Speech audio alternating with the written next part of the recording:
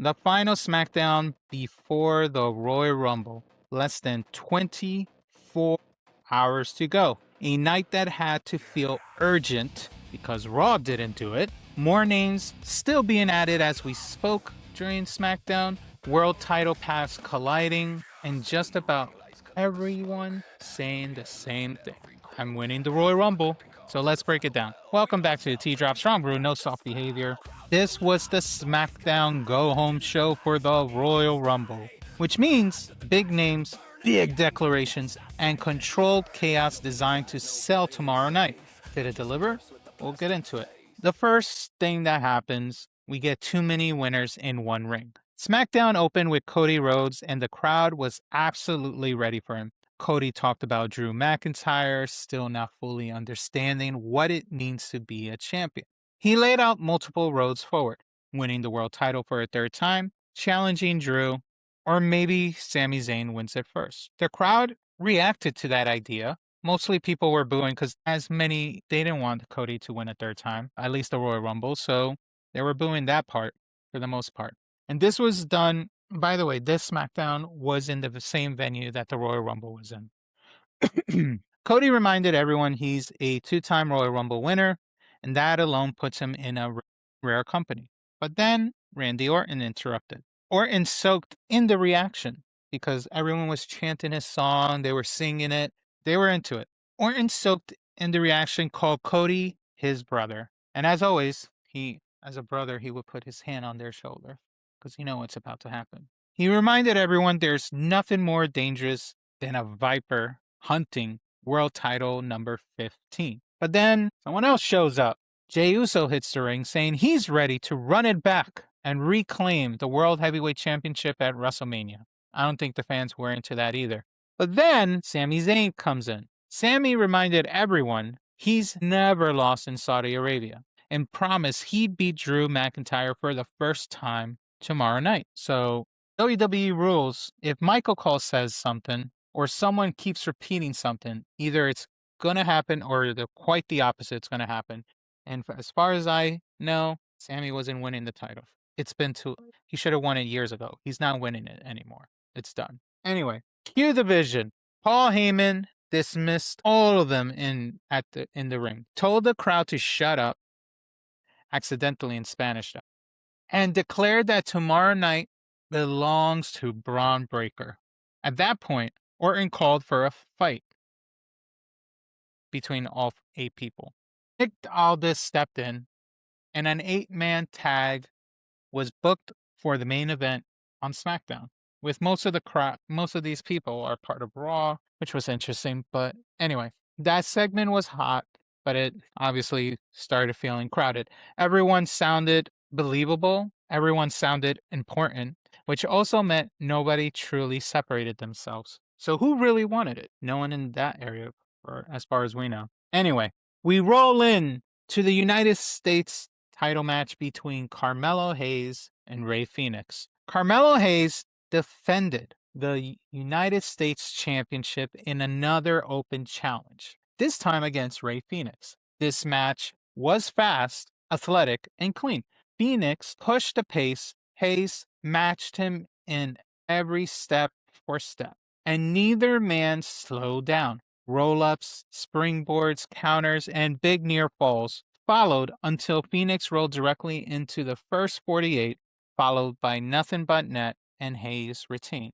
It was a very good match, very little story given that it's still an open challenge. Hayes keeps winning, but the title still feels like it's waiting for direction. But it's not on him. It's on creative figuring out a story for him. And we need this open challenge to end in some way and go another route.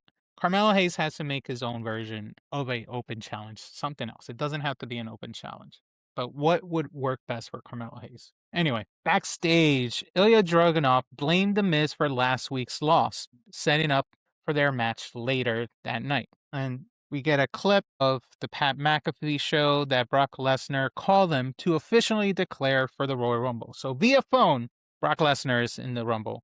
Then we see another segment of R-Truth apologizing to Damian Priest for drawing an early Rumble number. Priest didn't care. More time to throw people out, he said. Drew McIntyre also mocked Sami Zayn for getting involved in chaos the night before his title match. This stretch of series of segments did its job, constant reminder that everyone wants in.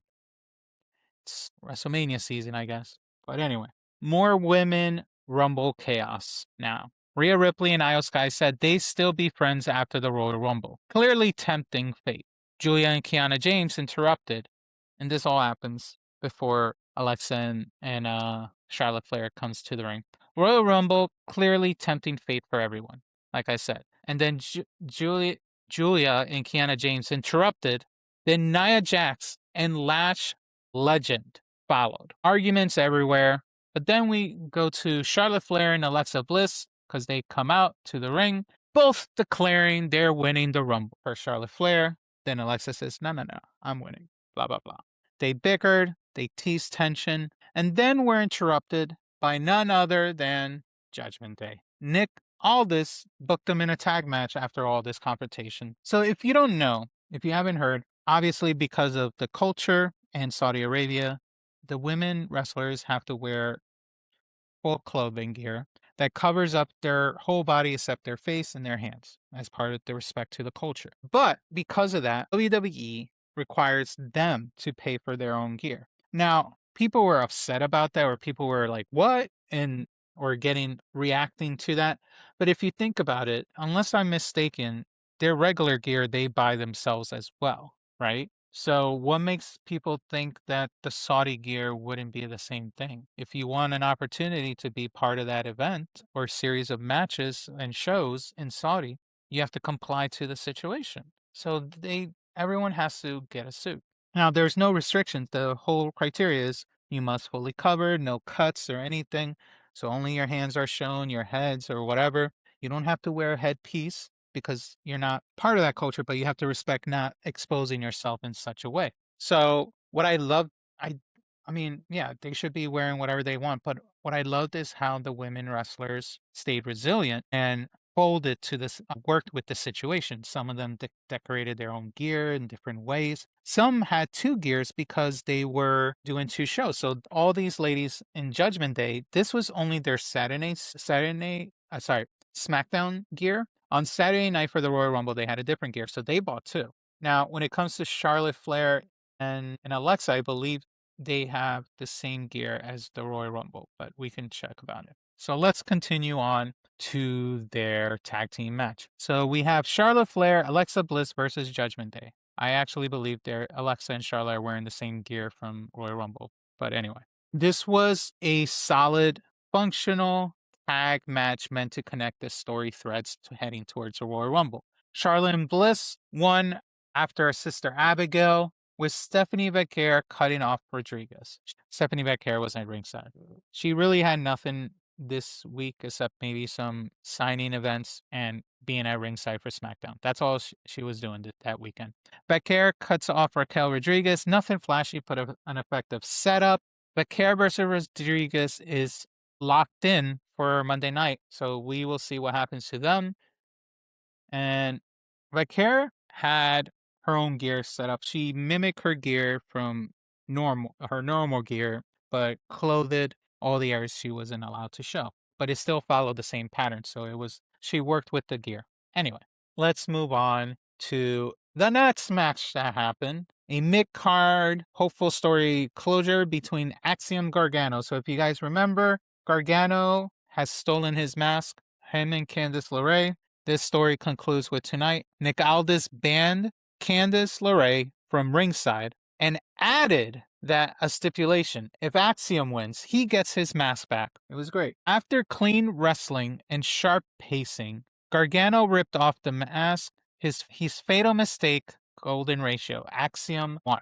So he ripped off the mask, his current mask, but then he saw the mask Gargano stole next to him. He puts it on and tricks him, whatever, clean finish. Clean closure. DIY is done if you haven't heard because Tommaso Ciampa is now AEW as of this week. So Gargano and Candice LeRae are all on their own now. So Axiom moves forward. None of these competitors show up at Royal Rumble, but it is what it is. We move on to one more segment for AJ Styles before Saturday. AJ Styles promised the fans he's beating Gunther tomorrow night.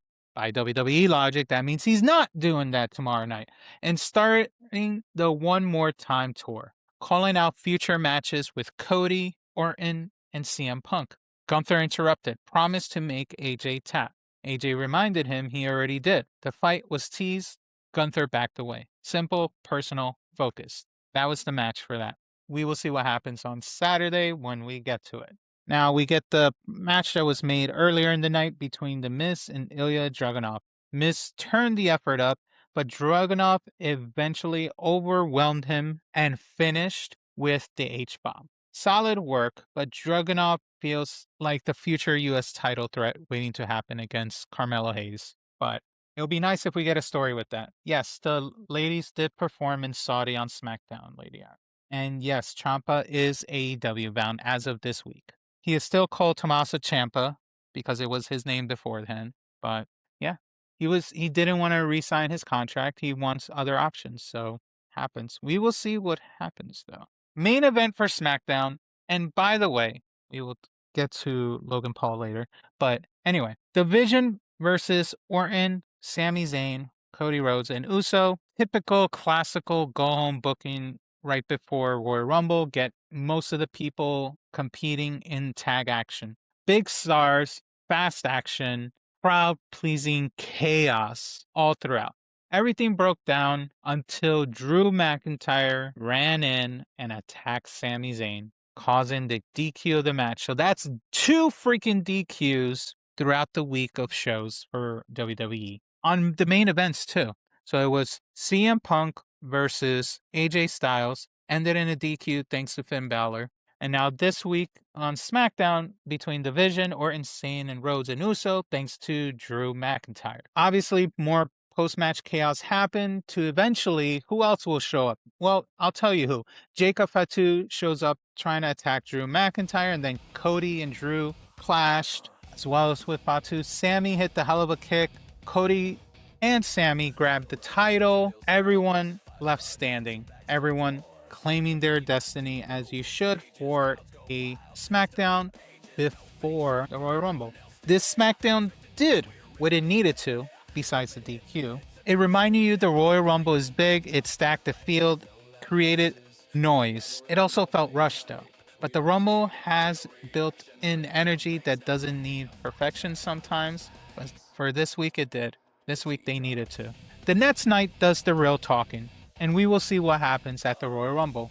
So that's a tea drop for this week's SmackDown. Strong brew, no soft behavior. Like, subscribe, and we will see you after the Royal Rumble when the chaos becomes history. See you on the next one.